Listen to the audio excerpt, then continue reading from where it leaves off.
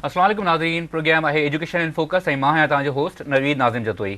नाज़रीन, अॼु असां पंहिंजे प्रोग्राम में डिस्कस कंदासीं जेका असांजी सिंध जी तालीम जे हवाले सां हिकिड़ो सोशल फैब्रिक आहे, सोसाइटी जो जेको रवैयो आहे सोसाइटी में। पोइ जॾहिं असां ॻाल्हि कंदा आहियूं त असां पंहिंजी ॻाल्हि बि कंदा आहियूं, जॾहिं पेरेंट्स जी ॻाल्हि था कयूं, ॿारनि जी ॻाल्हि था कयूं, टीचर्स जी ॻाल्हि था कयूं। हिकिड़ो तालीम जो जेको सॼो अमल आहे, प्रोसेस आहे, हीअ असां ॾिसूं था आहिस्ता आहिस्ता असांजी सोसाइटी में डिक्लाइन थो थिए। आहिस्ता आहिस्ता हिन जो जेको मयार आहे उहो किरे थो, हुन ते बि गुफ़्तगू कयूं था। असां इहो बि ॾिसणु था चाहियूं त प्रोग्राम जेको बेसिकली असांजे आइन में जेको कॉन्स्टिट्यूशन में 25A आहे, जेको चवंदो आहे त सभिनी ॿारनि खे तालीम मिलणु खपे। त तालीम जो मक़सदु छा असांजो जेको रिवायती निसाब आहे हुन सां गॾु आहे, या को हाणे जिते सोसाइटियूं में तब्दीलियूं अचनि थियूं, इंटरनेशनल लेवल ते असां ॾिसूं था त काफ़ी चेंजिस अची वियूं आहिनि। त छा हुन सां मक़सदु इहो बि आहे त तालीम में असां निसाब में, तरीक़नि में, सभिनि में तब्दीली कयूं। असां हिन सॼे इशू ते गुफ़्तगू था कयूं। अॼु असांजा महिमान आहिनि प्रोफेसर डॉक्टर फ़तेह मोहम्मद बुरफ़त साहब। बुरफ़त साहब कराची यूनिवर्सिटी में हेड आहिनि सोशियोलॉजी डिपार्टमेंट जा, ऐं एजुकेशन सोशियोलॉजी जेका आहे उहा पढ़ाईंदा बि आहिनि। त हिन करे हिन सॼी जेका सोसाइटी में जेको तालीम जो जेको हिकिड़ो सिलसिलो आहे हुन सां हिकिड़े चङी तरह वाक़िफ़ु आहिनि। अचो त हिन सिलसिले खे गुफ़्तगू था कयूं। बुरफ़त साहब खां पुछूं था त हीउ सॼो जेको तालीम जे हवाले सां सिंध में असां ॾिसूं था जेको अमल उनखे कीअं था ॾिसनि। डॉक्टर साहब अस्सलाम वालेकुम। वालेकुम सलाम सर, तव्हांजी वॾी महिरबानी असांजे प्रोग्राम में आयो। मां तव्हांखां पुछणु चाहींदुमि त जेको एजुकेशन जो असां हिकिड़ो मयार ॾिसूं था एजुकेशन हासिलु करण जे लाइ, जेका असां माण्हुनि में क्विज़ ॾिसूं था, उहो सभु कुझु असांखे डिक्लाइन में नज़र थो अचे। उनजो जेको माण्हुनि में सिखण जो या इल्मु हासिलु करण जो जेको पहिरियों हिकिड़ो जेको घणो असांखे रुझान हुयो, थोरो घटि नज़र ईंदो आहे। इहा ॻाल्हि सही आहे या न? पहिरीं ॻाल्हि नवीद तमामु इम्पोर्टेंट मौज़ू तव्हां सिलेक्ट कयो आहे। अॼु जे जदीद माशरे में या समाज में तरक़ीअ जो तसवुरु कोन्हे तालीम जे बग़ैर। यानी तालीम एजुकेशन उहो ज़ीनो आहे, सीढ़ी आहे जंहिंजे ज़रिए तरक़ी थी सघे थी। इन ॻाल्हि खां को बि इनकार नथो करे सघे। हाणे असां वटि सिंध में जेका तालीमी हालति आहे तक़रीबन इहो मुशर्रफ जे ज़माने खां वठी पोइ, इन खां अॻु बि लेकिन असां वटि हिकिड़ो डिक्लाइन थियो आहे। हिकिड़े त तमामु कुझु ॻाल्हियूं अहिड़ियूं थींदियूं जेके तमामु सुठियूं थियूं। नेशनलाइज़ेशन जो जेको प्रोसेस भुट्टे साहिबु कयो, यकीनन तमामु हिकिड़ो सुठो प्रोसेस हो, जंहिंमें कॉलेजिस स्कूल खे नेशनलाइज़ कयो वियो, सरकारी स्कूल बनायो वियो। उन सां यकीनन तालीम ग़रीब ताईं पहुती। लेकिन ॿिए पासे छा थियो कि अकाउंटेबिलिटी कोन्हे। असां वटि जेके सरकारी कॉलेज, सरकारी स्कूल, उन्हनि जो सिस्टम तबाह थी वियो। सभ खां वॾो जेको धकु असांखे सिंध में लॻो आहे, अॼु असां जिते बि जेके माण्हू जिते वेठा आहियूं, असां सरकारी इदारनि जा पढ़ियल आहियूं। यानी स्कूल हुजे, कॉलेज हुजे या यूनिवर्सिटी हुजे। तव्हां 10 साल अॻु, 20 साल अॻु हलियो, असां वटि प्राइवेट यूनिवर्सिटी हूंदियूं ई कोन हुयूं, न स्कूल एॾा कामयाबु हूंदा हुआ। त अॻु में असां वटि उहो सिस्टम तबाह थी वियो, जेको उनखे तबाह कयो वियो या तबाह थी वियो, जीअं ॿिया इंस्टीट्यूशन तबाह थिया। सिस्टम कहिड़ो तबाह थियो आहे? तव्हांजा सरकारी स्कूल जेका आहिनि उते मौजूदु आहिनि, 48,000 तक़रीबन सरकारी स्कूल आहिनि। तव्हांजा सरकारी टीचर्स हुते आहिनि, जेको निज़ाम हुयो EDOs जो, DDOs जो, उहो तव्हांजो हुते आहे। त कहिड़ो सिस्टम आहे? उन में EDOs DDOs निज़ाम पंहिंजी जाइ ते मौजूदु आहे। नंबर 1 जेको इम्पोर्टेंट हूंदो उहो सिलेक्शन जो क्राइटेरिया आहे कि तव्हां उस्तादनि खे सिलेक्ट कीअं पिया करियो। बदकिस्मतीअ सां असांजे माशरे में उस्ताद ऐं ख़ासि तौर जेको प्राइमरी उस्ताद आहे उनखे असां ॾींदा छा आहियूं, इहा लीस्ट प्रायोरिटी आहे। मिसाल तौरु इहो सिलेक्शन जेको बाई चॉइस न हूंदो आहे, त हाणे उन में वॾे में वॾो फैक्टर जेको आहे कि हाणे तव्हां जेके ॿिया एवेन्यूज़ अचे आहे। अॻे माण्हू जेके कमिटमेंट सां, जीअं आउं पाण खे हमेशह चवंदो आहियां टीचर बाई चॉइस, कि असां पंहिंजी चॉइस सां वञी उस्ताद थियासीं। इन लाइ कि असांजो पंहिंजी हिकिड़ी पंहिंजी टेंडेंसी हुई या असांजो पंहिंजो हिकिड़ो कमिटमेंट हो त असां जेको तालीम खे पंहिंजो हिकिड़ो प्रोफेशन या पंहिंजो हिकिड़ो बाक़ाइदे मिशन बनाईंदासीं। असां बि पंहिंजे उस्तादनि खां ईअं सिखियो। हाणे यकीनन इकोनॉमिक चेंजिस जी वजह सां हर माण्हू जेको इहो चाहे थो त हुनजी इनकम वधीक हुजे, हुनजी फैमिली स्टेबल हुजे, इहे मेटेरियलिज़म तव्हां जेको मीडिया जो जेको टाइम चवंदो आहे, इन वजह सां आम माण्हू त ईअं ॻोल्ही पहुतियूं। हाणे अॻु में वॾो जेको आहे तव्हां हुनखे ॾींदा छा आहियो, त इहो हिकिड़ो फैक्टर बणिजी वियो। त हाणे जेको टीचिंग में जेके माण्हू वञनि था, यकीनन यूनिवर्सिटी टीचिंग जेका उन्हनि जो स्टैंडर्ड पोइ बि बहितर इन लाइ थियो कि उते एवेन्यूज़ एंड अपॉर्चुनिटीज़ ॿई मौजूदु आहिनि। प्राइमरी स्कूल चयो, सेकेंडरी स्कूल चयो, उन उस्ताद खे पघार में छा मिलंदो आहे, उनखे रेस्पेक्ट ऐं उनखे स्टेटस छा मिलंदो आहे, उनखे अपॉर्चुनिटी छा मिलंदी आहे। लिहाज़ा टीचिंग असां वटि लीस्ट इम्पॉर्टेंट आहे।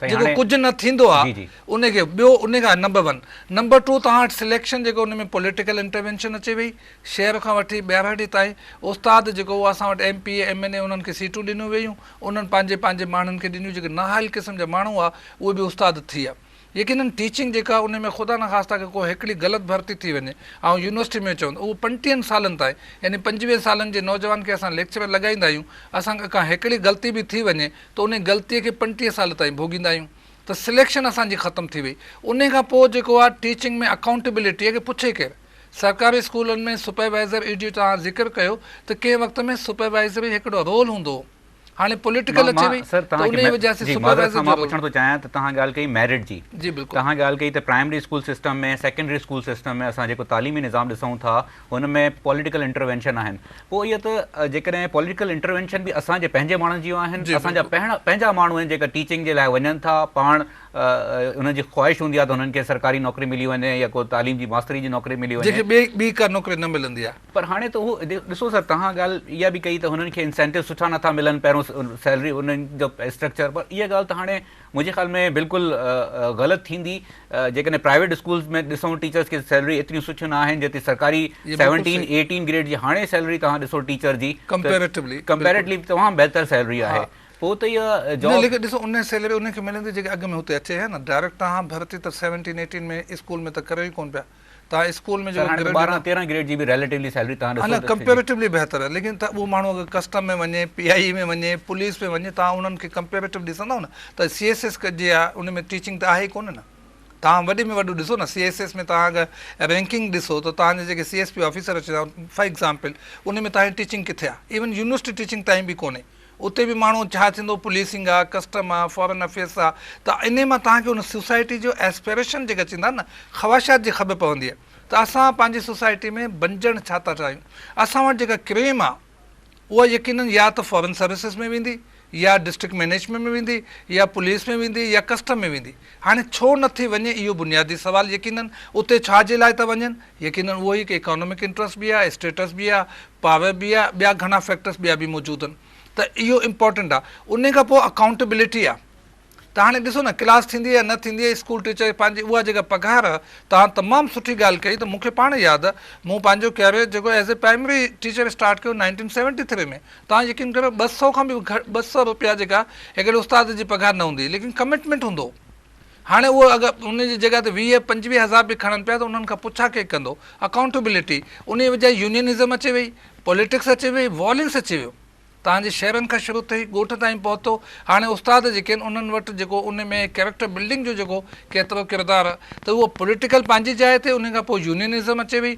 असां वटि ओवरऑल जेको हिकिड़ो इंतशार या छुड़वागी जेका डिक्लाइन वेई सॼी सिंध में थियो जेको तव्हां चओ त हिकिड़ो जेके असां धाड़ेल कल्चर चयो सिर्फ़ु धाड़ेल न थ्रेट कल्चर आहे वॉयलेंस आहे तशद्दुद आहे माण्हू खां डिॼंदो आहे हिकिड़ो हेडमास्टर में एॾी ताक़त कान्हे पंहिंजे उस्ताद खां पुछी सघे त तूं लेट छाजे लाइ आयो त इहे तमामु शयूं जेके तमामु इम्पोर्टेंट जिन स्कूलनि में इहे शयूं अॼु बि मौजूदु आहिनि यकीनन कुझु मिसालूं अहिड़ी मौजूदु आहिनि जिन खे तव्हां हिकु मिसाली इदारा चई सघो था असां वटि कुझु इदारा अञा बि मौजूदु आहिनि चाहे उहे प्राइवेट सेक्टर में हुजनि या गवर्नमेंट सेक्टर में अच्छा सर मां हिकिड़ी ॿी ॻाल्हि इहो करणु थो चाहियां तव्हां ॻाल्हि कई पहिरियों पॉइंट जेको तव्हां ॿुधायो त मेरिट जी जेका मेरिट जॾहिं असां ॾिठो कंप्रोमाइज़ थी टीचिंग में त उते वॾो मसइलो थियो ॿियो वरी तव्हां ॻाल्हि कई त अकाउंटेबिलिटी जेसि ताईं नाहे तेसि ताईं निज़ाम बहितर न थींदो तव्हां सोशोलॉजी डिपार्टमेंट मां आहियो तव्हांखे त जेका हिकिड़ो सोशल फैब्रिक आहे सोसाइटी जो हुनखे तमामु सुठी तरह ख़बर आहे मां इहो पुछणु थो चाहियां त हिन में सॼे में सोसाइटी जो जेको रवैयो आहे असांजे मुआशिरे जो रवैयो आहे हुनखे तव्हां कीअं था ॾिसो जॾहिं मां हिन ॻोठ में आहियां मां टीचर आहियां ऐं मां नथो वञा त जेको मुंहिंजे ॻोठ वारा आहिनि हुननि जो बि को हुन ते रिस्पॉन्स न आहे मुंहिंजा घर वारा आहिनि हुननि जो बि को रिस्पॉन्स न आहे या जेका ॿिया दोस्त आहिनि असांजा हू बि हिन ते उहो नथा कनि मां चाहींदुमि त जेको मुआशिरे जो रवैयो तमामु इम्पोर्टेंट आहे मूंखे जेकॾहिं इजाज़त ॾियो मां हिकिड़ो मुख़्तसर ब्रेक वठां पोइ वापसि डिटेल खां हिन जो जवाबु था वठूं नाज़रीन हिकिड़ो मुख़्तसर वक़फ़ो था वठूं पोइ डॉक्टर फ़तेह मोहम्मद बुरफल साहिब खां हुन जो जवाबु था वठूं त छा मुआशिरो हिन जो केतिरे हद ताईं ज़िम्मेवारु आहे ज़िम्मेवारी ठीकु आहे अकाउंटेबिलिटी जेकॾहिं गवर्नमेंट जी साइड तां न आहे त असां ज़ाती तौर ते बि त कंहिं शइ जा ज़िम्मेवार थी सघूं था अकाउंटेबल थी सघूं था हुनखे कीअं था ॾिसनि मुख़्तसर ब्रेक खां पोइ असां सां गॾु रहिजो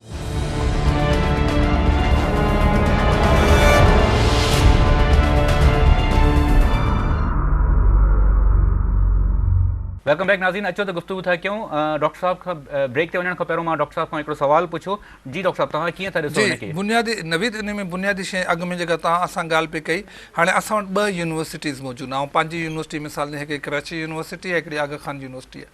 ॿिन्ही जे स्टैंडर्ड में ज़मीन आसमान जो फ़र्क़ु आहे। बुनियादी शइ छा आहे कि आगा खान यूनिवर्सिटी में हायर एंड फायर आहे, अकाउंटेबिलिटी आहे। स्टूडेंट्स जेके उन्हनि खे ओपिनियन वरितो वेंदो आहे। टीचर्स जे हर साल में जेका बाक़ाइदे हुनजी जेका असेसमेंट थींदी आहे कि उस्ताद जेको पढ़ाए पियो छा पियो पढ़ाए, कॉन्ट्रैक्ट बेसिस जॉब हूंदी आहे। यकीनन यूनिवर्सिटी में हिकु दफ़ा अपॉइंटमेंट थी वियो त उहो हमेशह लाइ थी वियो, पोइ उहो पढ़ाए न पढ़ाए क्लास न वठे, इहा उते थी वई। तव्हां वॾी ॻाल्हि जेका इंपॉर्टेंट कई समाज या पंहिंजे माण्हुनि जी, उन जी असां वटि तमामु सुठी मिसाल जेका नॉर्दर्न एरियाज़ आहे। यानी तव्हां गिलगित हुंज़ा जी मिसाल वठो, अॼु खां 30 साल अॻु साल ऊंधा लॻी पई, हुंज़ा में इलिटरेसी हूंदी। Literacy rate 98। हाणे तव्हां हुंज़ा जेको 100% लिटरेसी आहे हुंज़ा में। जी।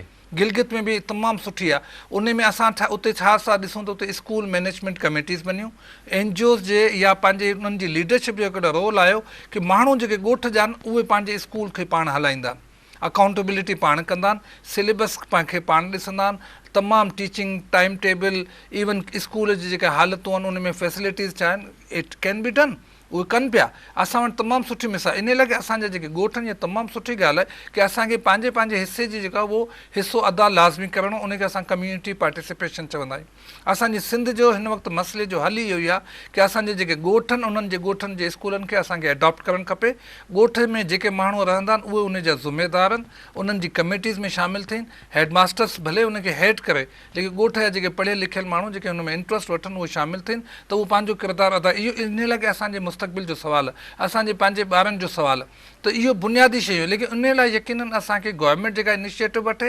असां वटि सिंध एजुकेशन फाउंडेशन मौजूदु आहे, हिन वक़्तु एॾी ज़्यादा फंक्शनल कोन्हे, लेकिन इहो कमु थी सघे थो। असां वटि एजुकेशन मिनिस्टर मौजूदु आहे, सीनियर मिनिस्टर मौजूदु आहे, तमामु जहांदीदा ऐं निसार खोड़ो साहब पाण चाहे थो त कुझु थिए। त जॾहिं इहे कमिटमेंट माण्हू आहिनि ऐं असां वटि एजुकेशन जो हिकिड़ो तमामु मज़बूत स्ट्रक्चर मौजूदु आहे, असां वटि मुख़्तलिफ़ कमिटीज़ मौजूदु आहिनि, इहे मिली असांखे पंहिंजो रोल अदा करणु खपे। लेकिन दिस इज़ द टाइम। इन असां वटि मुख़्तलिफ़ माण्हू पंहिंजे पंहिंजे वस में कोशिशूं कनि पिया। ऐं तव्हां ॾिठो हूंदो त उहे जीअं असां वटि हिते क़ाइदे आज़म स्कूल आहे फॉर एग्ज़ाम्पल कराची में, आफ़ंदी साहब हलाए पियो। निसार आफ़ंदी साहब हिकिड़ो वॾो नालो आहे सिंध मदरसे खां वठी अॼु ॾींहं ताईं। ऐं थी सघे थो सिंध मदरसे जी परफॉर्मेंस खां उन लेवल ताईं मुतमिन न हुजा, लेकिन Quaid-e Azam school is a good example. इन तरह से NGV स्कूल में असांजा कुझु दोस्त हाणे कमु कनि पिया, अकेले सिर कमु कनि पिया, त उहो पंहिंजो पंहिंजो हिसो अदा कनि पिया। असांखे सभिनी खे गॾिजी इनखे सपोर्ट सिस्टम करणु खपे। ऐं एजुकेशन जेका उन वक़्तु ताईं बहितर न थींदी जॾहिं ताईं कम्यूनिटी पंहिंजो पार्टिसिपेशन कंदी। लेकिन बुनियादी रोल जेको हा उहो समाज कम्यूनिटी जेका उहो समाज में ई अचींदी। हा, उहो समाजी रोल असांखे इंडिविजुअल कम्यूनिटी ऐं ॻोठ जा जेके वॾा इवन MNA MP जेके उन्हनि जी बि मुस्तक़बिल जो सुवालु इहो ई आहे कि हिन वक़्तु असां वटि मज़बूत ॻोठ, मज़बूत राज, मज़बूत सरदार उहे ई हूंदा जिन वटि मज़बूत माण्हू हूंदा, ऐं मज़बूत माण्हू उते हूंदा जिते सुठो तालीमी निज़ाम हूंदो। डॉक्टर साहब, मां इहो पुछणु थो चाहियां, तव्हां कम्यूनिटी पार्टिसिपेशन जी ॻाल्हि कई, तव्हां समाज जी ॻाल्हि कई, तव्हांखे लॻे थो त हाणे जेका असां जेकॾहिं ॾिसूं था त समाज वाक़ई एतिरी हद ताईं उनजो दिमाग़ जेको आहे उहो मैच्योर आहे, या हू पंहिंजे ज़िमेवारी खे एतिरो वाक़ई निभाइणु चाहींदा? छो त असां शॉर्टकट में तव्हां ॾिसो त असांजा ॻोठनि जा ई सरदार हूंदा आहिनि जेके पंहिंजे ॿारनि खे, वॾेरा हूंदा आहिनि जेके पंहिंजे ॿारनि खे मैट्रिक में पास कराइण जे लाइ या इंटर में पास कराइण जे लाइ ॿियनि खे पेपर में एग्ज़ाम्स में विहारींदा आहिनि, या टीचरनि खे हिकिड़ी फ़ोन ते चवंदा आहिनि त असांजो आहे। त हीउ समाज तव्हां सम्झो था त एतिरी हद ताईं वाक़ई हिन ज़िमेवारी खे खणण जे लाइ तयारु आहे? मां त सम्झां थो अञा ताईं न। उन जी वजह छा आहे कि असांजो जेको सिंधी समाज आहे या सिंध आहे, उन में 50-100 सैकड़ो माण्हू जेके उन्हनि जी तव्हां समाजी हालतुनि खे ॾिसंदव। हाणे उहे माण्हू जिते बुख मौजूदु आहे, ॾुख मौजूदु आहे, किराए मौजूदु आहे, धाड़ेल मौजूदु आहे, उन्हनि खे इन्हनि मसइलनि खे उहो फ़ोकियत ॾींदा आहिनि। तालीम उन ई माशरे जी फ़ोकियत बणिजंदी जिते ज़िंदगी सेफ हूंदी। हाणे जिते लाइफ सिक्योरिटी न हुजे, लाइफ थ्रेट हुजे, तव्हां थर जी हालतूं ॾिसो, तव्हां ठठे जूं हालतूं ॾिसो, तव्हां कंहिं बि इलाइक़े जी हालतूं ॾिसो, ॿोॾ हुजनि, कहत हुजे, असां वटि इहे सभु पंहिंजे सिलसिला बेरोज़गारी हुजे, ॾोह हुजनि, जेसि ताईं इहे मसइला हल न थींदा प्रायोरिटी तालीम खे न मिलंदी। तव्हां बजट में बि ॾिसो न सिक्योरिटी खे तव्हां छा पिया ॾियो। हिते कराची में रेंजर्स ऐं पुलिस खां जो बजट जेको आहे उहो पेट्रोल जो बजट तालीम खां वधीक हूंदो आहे। त हाणे उन्हनि शयुनि में तव्हांखे प्रायोरिटी जॾहिं लाइफ बणिजी वेंदी, सिक्योरिटी थींदी, त अॻु में असांजी स्टेट जेका आहे, रियासत हुकूमत उन्हनि खे बुनियादी मसइला हल करणा पवंदा। माज़रत उन खां पोइ ॿी जेका तव्हां वॾी इंपॉर्टेंट ॻाल्हि कई न, ॾिसो हाणे पैसा ॾेई पास करणु ॿिए खे विहारणु, उहो तव्हांखे इन में का ॻाल्हि लिकल ठकल कोन्हे। असांजा तालीमी बोर्ड जेके किरदारु अदा कनि पिया तमामु नेगेटिव आहे, सभिनी खे ख़बर आहे, लेकिन उन में असांखे स्टेट ऐं रियासत नंबर 1 उन्हनि जो किरदारु, उन खां पोइ नंबर 2 ते कम्यूनिटी ऐं समाज अचींदो। माज़रत खां मां तव्हांखां पुछणु चाहींदुमि, जेका सिक्योरिटी वारी ॻाल्हि था कयो, इहा सिक्योरिटी ॻाल्हि त सॼे पाकिस्तान जे लाइ आहे न, पंजाब जे लाइ बि आहे, KP जे लाइ बि आहे, बलूचिस्तान जे लाइ बि आहे, पर जेका सर्वे थियनि था मूंखे ख़बर न आहे त तव्हां हुनजी ऑथेंटिसिटी खे, छो त तव्हां वधीक आहियो, मां अक्सर प्रोग्राम में रेफरेंस ॾींदो आहियां त असर वारे रेफरेंस जे हिसाब सां असां चौथे नंबर ते आहियूं। जेकॾहिं चौथे जी ॻाल्हि न बि कयूं, टे जी ॻाल्हि कयूं, असां ॿिए जी ॻाल्हि कयूं, पहिरें नंबर ते त बिल्कुलु ई न आहियूं। असां त चौथे नंबर ते बि कोन्हे, इहो बि ग़लति। मां त तव्हांखे बिल्कुलु तव्हांखे सपोर्ट कंदुसि त KP में जेको आहे हाणे ॾिसो हुते छा आहे की बेसिक एजुकेशन इंस्टीट्यूशन, यानी हुते ग़ुलाम इसाक़ ख़ान साहिबु हिकिड़ो वॾो कमु कयो, इन खां अॻु बि कयो, लेकिन ग़ुलाम इसाक़ ख़ान हुते जेको बेसिक तालीमी इदारा, जीअं तव्हां ग़ुलाम Ishaq Khan institute of technology आहे, AIMS, ऐं पाण मुंहिंजो अचणु वञणु थींदो आहे, ऐं KP जे घणनि इदारनि में मुंहिंजी जेका मेंबरशिप बि आहे, ऑब्ज़र्वेशन कंदो आहियां, रिसर्च कंदो आहियां, ऐं मुख़्तलिफ़ हवालनि सां वञी हुते कमु कंदो आहियां। तव्हां यकीन करे हिन वटि KP नंबर 1 आहे, इवन पंजाब खे बि KP डिफीट कयो। उन जी वजह छा आहे, हिकिड़ी त लीडरशिप जेका कमिटमेंट आहे, ॿी हुननि जे जेके इंस्टीट्यूशनल सपोर्ट आहे, हुननि हिकिड़ी बहितरीनु इंस्टीट्यूशन ठाहियां जंहिंमें no political intervention, selection on the merit कयूं, even admission on the merit आहे, को सिस्टम उन्हनि वटि कोन्हे, हो पंहिंजे मेरिट ते जेका एडमिशन ॾींदा आहिनि। त हाणे इन क़िस्म जा इदारा जॾहिं तव्हां क़ाइमु कंदा, उन्हनि खे 10 साल 20 साल 25 साल लॻा, अॼु उहे हिकिड़े मेच्योर क़िस्म जा इदारा हुननि वटि मौजूदु आहिनि। असांजे सिंध में जेके इदारा मौजूदु हुआ, यकीननि तव्हां IBS अखर जो हवालो ॾेई सघो था, हिकिड़ो तमामु सुठो निसार सिद्दीकी साहिबु कमु कयो आहे। ॾिसो हिकिड़ो माण्हू जेको कमु करे पियो, हर माण्हू हुनखे एप्रिशिएट करे थो। असांखे IBA कराची जेका आहे उहो कंपेरेटिवली बहितर आहे। त ॿ इंस्टीट्यूशन तव्हां हटाए बाक़ी तव्हां ॾिसंदव तव्हांखे को अहिड़ो नालो न मिलंदो। वाई नॉट, इहे बि थी सघे थो न, को मुश्किल कमु त कोन्हे। यकीनन असां वटि हाणे मेहरान आहे LMC, यानी लियाकत मेडिकल यूनिवर्सिटी जेका असां वटि काफ़ी इम्प्रूव थिए पई। मेहरान यूनिवर्सिटी जो नालो कंपेरेटिवली बहितर आहे, लेकिन तव्हां सिंध यूनिवर्सिटी, कराची यूनिवर्सिटी या फेडरल उर्दू यूनिवर्सिटी हुते नथा। इहे माण्हू जेके आहिनि उहे इदारा ठाहींदा आहिनि, त उन्हनि लाइ उहे सिलेक्शन बहितर हुजे। तव्हां हिकिड़े सुठे माण्हू जो सिलेक्शन कयो, तव्हांखे हिकिड़ो सुठो इदारो ॾिनो, इहो सिलेक्शन हुकूमत कंदी आहे।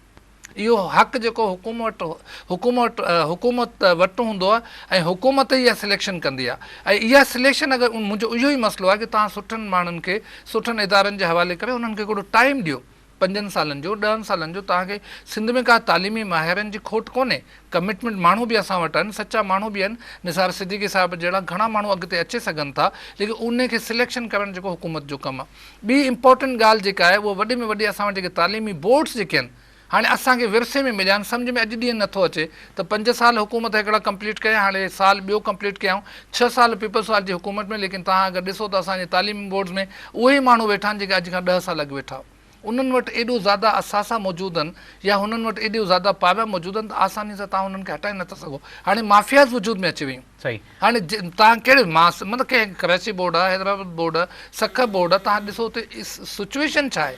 उन सिचुएशन खे तव्हां अगरि ॾिसंदा त मां सम्झां थो हुकूमत जो अगरि कमिटमेंट आहे, ऐं इहो कमिटमेंट हुकूमत जे लार्ज इंट्रस्ट में आहे, सिंध ख़ुशहाल आहे, सिंध आबाद आहे, त असांजी सियासत बि हलंदी, न त न हलंदी, ऐं इन में तालीम बुनियादी किरदारु अदा करे सघे थी। अच्छा सर, मां हिकिड़ो ब्रेक ते वञणु चाहींदुमि, ऐं मां तव्हांखे हिकिड़ो सुवाल इहो पुछणु थो चाहियां त असां सरकारी जेका असांजी गवर्नमेंट आहे, गवर्नमेंट जी अकाउंटेबिलिटी जी ॻाल्हि कई आहे, असां इहा ॻाल्हि था कयूं त जेसि ताईं मेरिट ते सिलेक्शन न थींदी उहो आहे। ऑन द अदर हैंड असां ॾिसूं था त NGOs जो कल्चर असां वटि तमामु घणो थी वियो आहे। NGOs शायदि किथे सम्झनि थियूं त हाणे तालीम जी जेका कस्टोडियन आहे उहा थियनि था, त तव्हां इहा ॻाल्हि वाक़ई सम्झो था त हिन कल्चर सां बि को बहितरी अची सघे थी, प्राइवेट स्कूल वारो जेको कल्चर आहे हुन सां बहितरी अची सघे थी। पर हिकिड़ो इजाज़त ॾियो त हिकिड़ो मुख़्तसर ब्रेक वठूं। नाज़रीन, हिकिड़ो मुख़्तसर ब्रेक जो वक़्तु थियो आहे, ब्रेक वठूं था, वापसि अची हिन सवाल जो जवाबु वठूं था त छा जेका NGOs आहिनि, ॿिया फैक्टर्स आहिनि, हू तालीम जी बहितरी जे लाइ पंहिंजो किरदारु अदा करे सघनि था या न। असां गॾु रहिजो।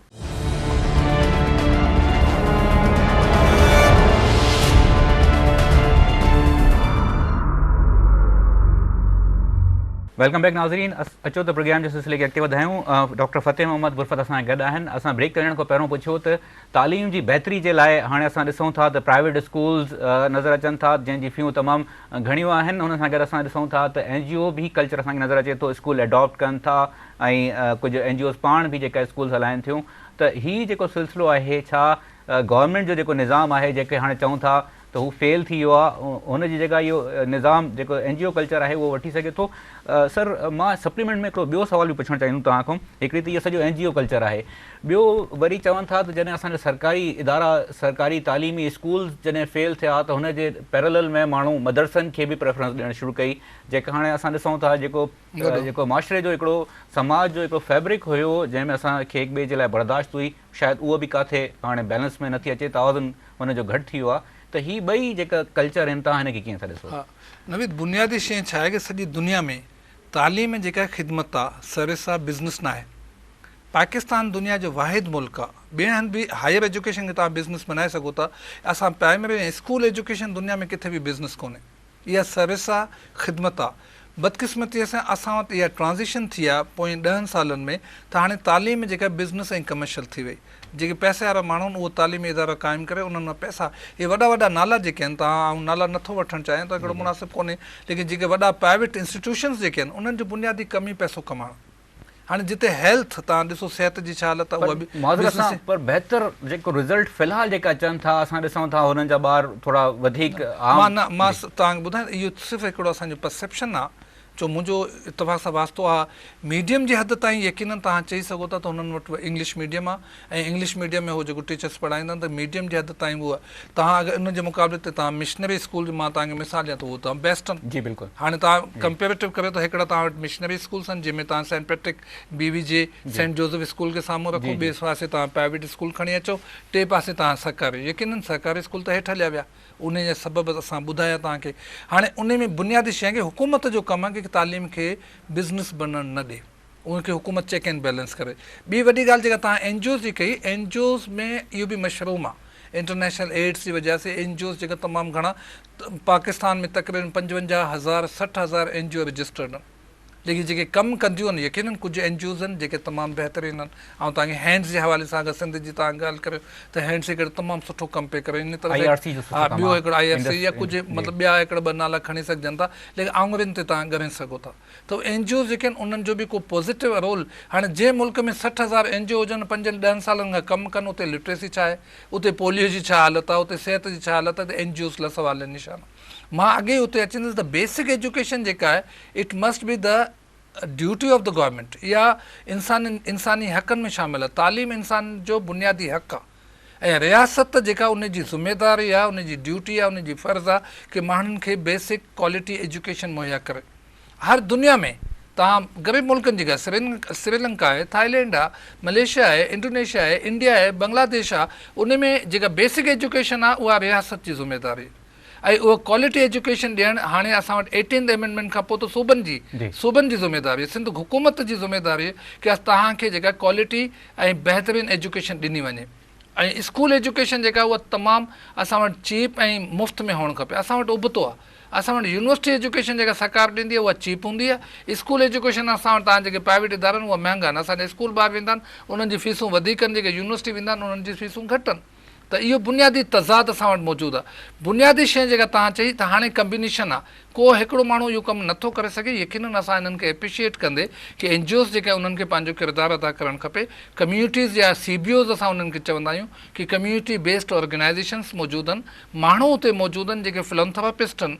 असां वटि मुख़्तलिफ़ क़िस्म जी जेके ॻोठनि में जेको तंज़ीमें मौजूदु आहिनि, इवन असांजा जेके वॾेरा आहिनि, असांजा जेके सरदार आहिनि, उहे बि पंहिंजे पंहिंजे इलाइक़नि में इहो कमु करे सघे, उन्हनि खे करणु खपे। छो जंहिं कॉम्पिटिशन में उहो वञनि पिया, सुभाणे उन्हनि लाइ सर्वाइवल जो मसइलो थींदो। ऐं पंहिंजे इलाइक़नि में पंहिंजे जेके बि वॾा आहिनि उन्हनि खे इहो ई ॿुधाईंदो आहियां त हाणे मज़बूत क़ौम जेका उन लाइ तालीम हुजणु लाज़मी आहे। ऐं उहो माण्हू मज़बूत हूंदो, चाहे उहो सरदार हुजे, कबीले जो हेड हुजे, पंहिंजे माण्हुनि खे मज़बूत करे।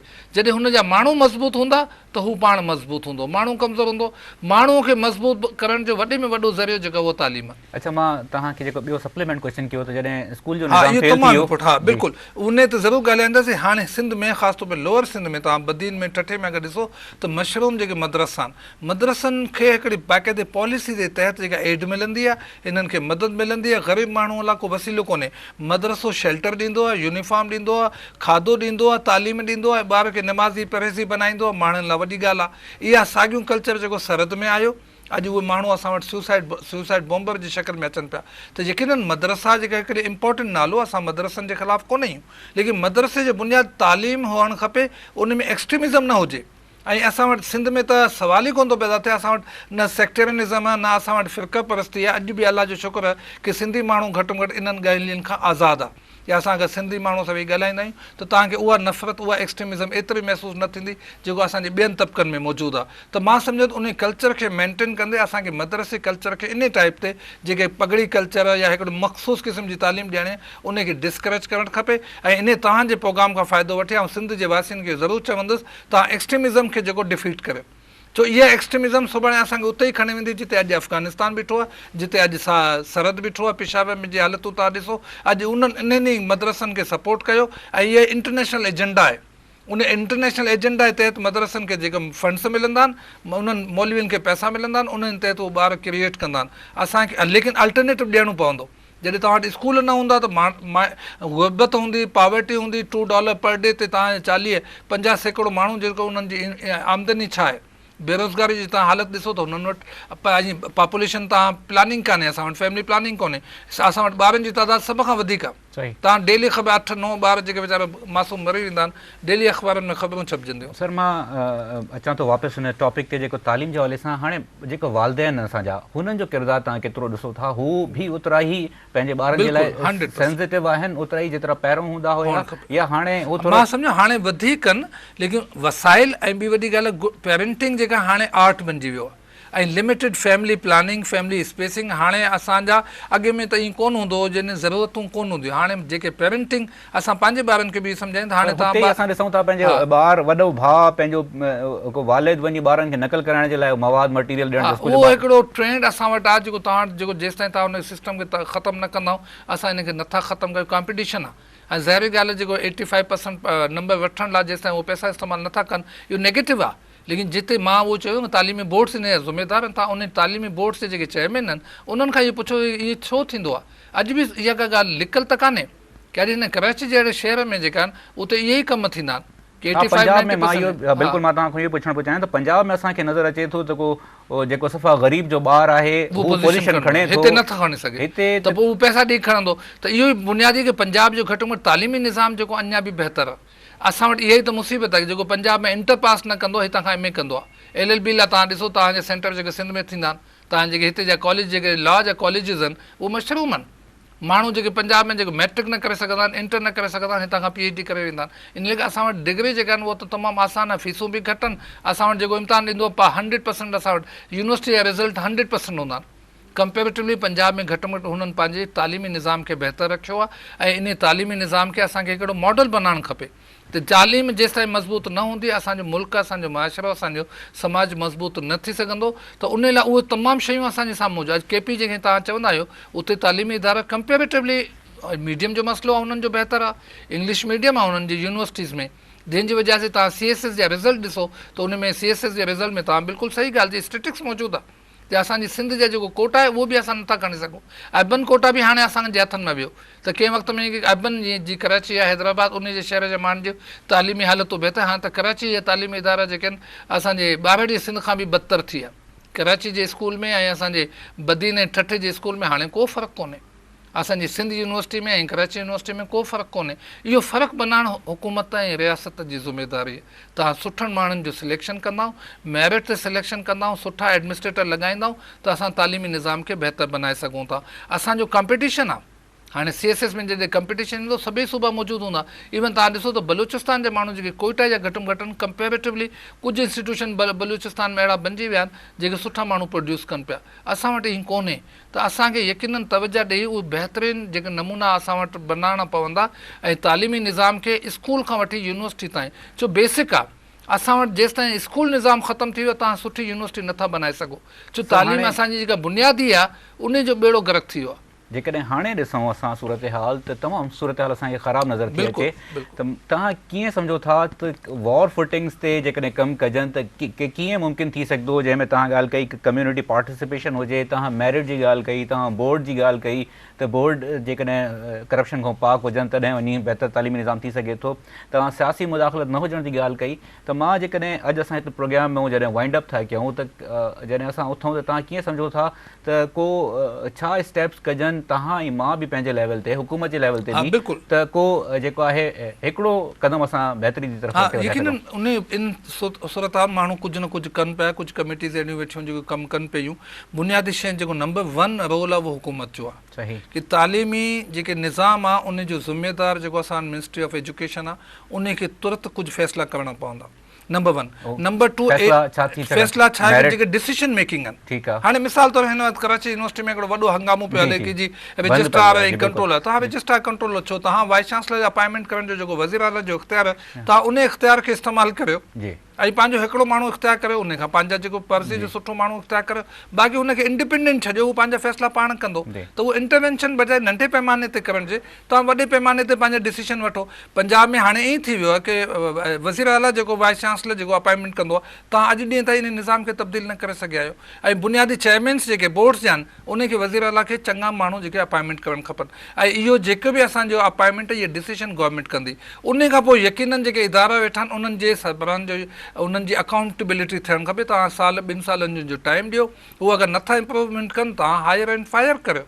कॉन्ट्रेक्चुअल बेसिस ते जॉब्स हुजनि, इन लेवल ते चेयरमैन बोर्ड्स आहिनि, वाइस चांसलर्स आहिनि, इवन कंहिं बि अथॉरिटी जा जेके हाइट्स आहिनि उन्हनि खे तव्हां कॉन्ट्रेक्ट बेसिस ते आणियो ऐं उन्हनि खे हायर ऐं फायर ते रखो। अगरि सुठो कमु कनि त ठीकु आहे, नथा कनि त हटाए छॾियो।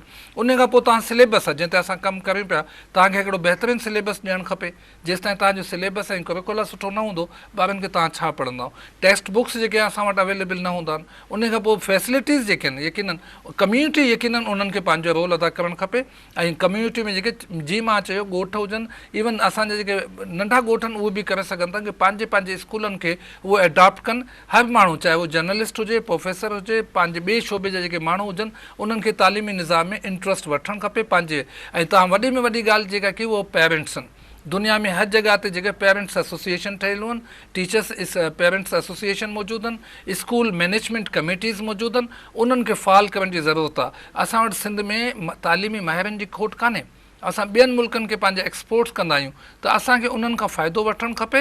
ऐं इहो हिकिड़ो सुठो मौक़ो असांखे मिलियो 18th अमेंडमेंट खां पोइ, ऐं सरकार खे बहितरीनु फ़ैसिला करणु खपनि। असां वक़्तु विञायूं पिया, असां 5 साल हिकिड़ा मुकमिल कया, हाणे 6 साल मुकमिल कया, लेकिन अञा ताईं असां वञण जी बि ॻाल्हि न आहे सर, असां त पोइ था वञूं, पोइ ते पिया वञूं न। त उन जी बुनियादी आहे कि असां टाइम ते फ़ैसिला न पिया कयूं। डिसीजन मेकिंग आहे ऐं ॾुखिया फ़ैसिला आहिनि ऐं फ़ैसिलो केरु कंदो, असां उन इंतज़ाम में वेठा आहियूं। आसमान खां लही त कोन अचींदा, माण्हू ई फ़ैसिला कंदा। ऐं सभिनी खे पंहिंजो पंहिंजो किरदारु अदा करिणो आहे कमिटमेंट सां। इहो असांजी सॼे समाज जी बका ऐं सर्वाइवल जो मसइलो आहे कि अगरि तालीम में पोइ ते रहिजी वियासीं त असां हर ॻाल्हि में पोइ ते रहिजी वेंदासीं। डॉक्टर साहब तव्हांजी वॾी महिरबानी, तव्हां मूंखे मौक़ो ॾिनो, वॾी महिरबानी। नाज़रीन, गुफ़्तगू तव्हां ॿुधी डॉक्टर साहब जेका ॻाल्हि कई, जेका आख़िर में तमामु अहम ॻाल्हि कई त बका जो मसइलो आहे असांजो। हिन बका जे मसइले जे लाइ जेको हिकिड़ो लफ़्ज़ जेका टर्मिनोलॉजी इस्तेमालु कई त कम्यूनिटी पार्टिसिपेशन जी तमामु घणी ज़रूरत आहे। जेकॾहिं समाज में तव्हां ऐं मां पाण जेका ज़िमेवारी न खणंदासीं, ख़ासि तौर ते वालिदैन जंहिंजा ॿार पढ़नि था, जेकॾहिं ॿार वञनि था स्कूल ऐं उते उस्तादु नथो अचे त तव्हां बि वञी हुननि खां पुछी सघो था त तव्हां स्कूल में पढ़ाइण छो नथा अचो। टीचरनि खे बुनियादी तौर ते जिते हुकूमत जी ज़िमेवारी आहे हुते असां पंहिंजी ज़िमेवारी जो ज़रूरु अहसासु कयूं। तालीम जेकॾहिं असांजी ख़तमु थी वई नाज़रीन, त असां ॿियो को किथे बि न वञी सघंदासीं। असांजो बका जेको आहे उहो यकीनन ख़तमु थी वेंदो। तालीम खे ख़तमु थियण खां बचाइणु तव्हांजी मुंहिंजी सभिनी जी ज़िमेवारी आहे। सिंध टीवी जी हिकिड़ी कोशिशि आहे, तव्हां बि हिन कोशिशि में असां सां गॾु थियो, असांजो साथ ॾियो। असां नेक्स्ट प्रोग्राम में हाज़िर थींदासीं हिन तालीम जे हवाले सां कंहिं ॿिए इशू सां। हिन सां गॾु पंहिंजे होस्ट नवीद नाज़िम जतोई खे ॾींदा इजाज़त। अल्लाह निगहबान।